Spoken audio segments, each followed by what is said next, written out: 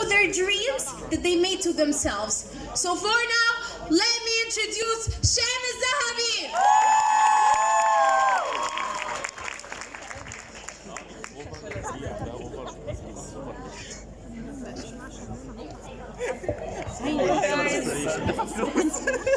So loud.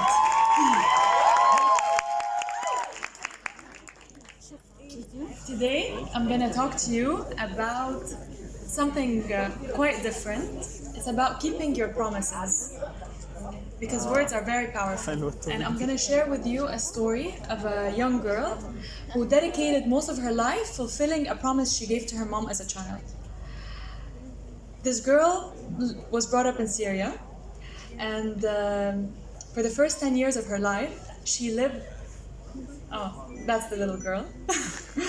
She lived a very unsettled life, and due to the circumstance of her life and her parents being away most of the time, she was a product of the circumstance, and she was what many would call a failure.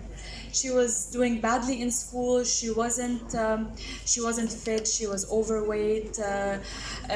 She wasn't very polite. She wasn't very disciplined, and it was normal because she didn't have enough guidance the first 10 years of her life, and everybody expected her to be the way she was.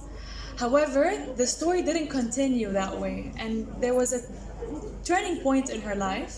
One day when her mom came back from a parents-teacher conference, crying and in tears, telling her that, I work very hard to provide you with the life I never had, and to give you the circumstance that would make you become even better than I wish to be. So I really want you to make me proud. And the girl told her mom very, very sincerely, "Mother, I promise I will make you proud." And it didn't take long for this girl to actually work on her promise. From the very next day, the girl changed her life, changed her mindset, changed everything. She went into school with a lot of passion for knowledge. She wanted to become better, to learn, to grow. She started signing herself up in all the activities. She didn't wait for anyone to do anything for her anymore, because there wasn't anybody to do anything for her. She did everything for herself. She took responsibility of her life, of what she wanted to be, and she continued that way for the most part of her life. I don't know what part of the presentation I'm in right now, but I'm not very good at presenting and talking at the same time. Anyways, the girl entered grade 5 with a completely new perspective. And the girl, bear in mind, didn't even speak proper English. So what you're seeing right now is quite an improvement, because there wasn't anyone to speak to her in English when she was growing up. So even her English was poor compared to her peers in class. And there wasn't anyone to do play dates for her or any of that, or sign her up in activities, nothing. There wasn't this privilege. However, when she decided to fulfill her mom's promise and not make people say that she's a product of a misfortunate circumstance, she took the lead to fulfill her words and promises to her mother. And it was this one day that she discovered her true passion. With this new perspective that she entered the year after, she entered her first science class, and she was in love. She didn't only find her heart, she found her passion and found what she would always want to do for the rest of her life. She found science.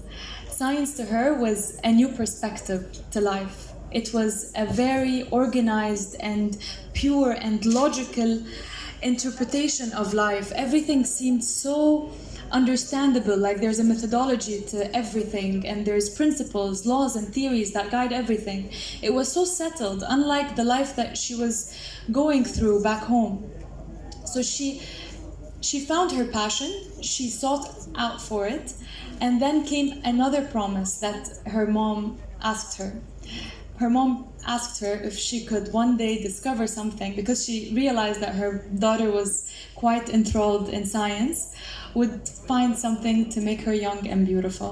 And the girl promised again that she will do her best to create something to make her mom young and beautiful.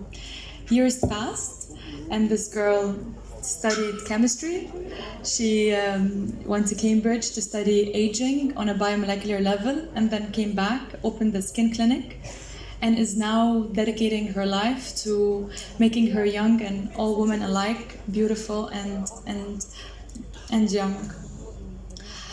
Why I wanted to share with you the story is because I find it very important for us to fulfill our promises. We give our parents a lot of promises growing up, but do we actually always fulfill our promises to our parents? There isn't anyone in this world that would love us and want the best for us more than our parents would.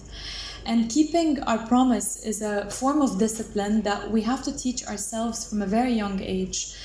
And words are very, very powerful. They're actually quite terrifying.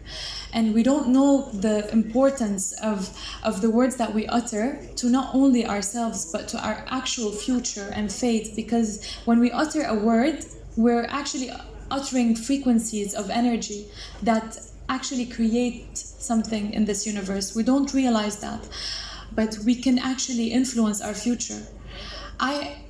I fulfilled my promise both consciously and subconsciously in the second promise I gave to my mom. I found myself meandering towards things that revolved around anti-aging, even though I didn't intend to, but because I gave that promise, it just subconsciously got manifested.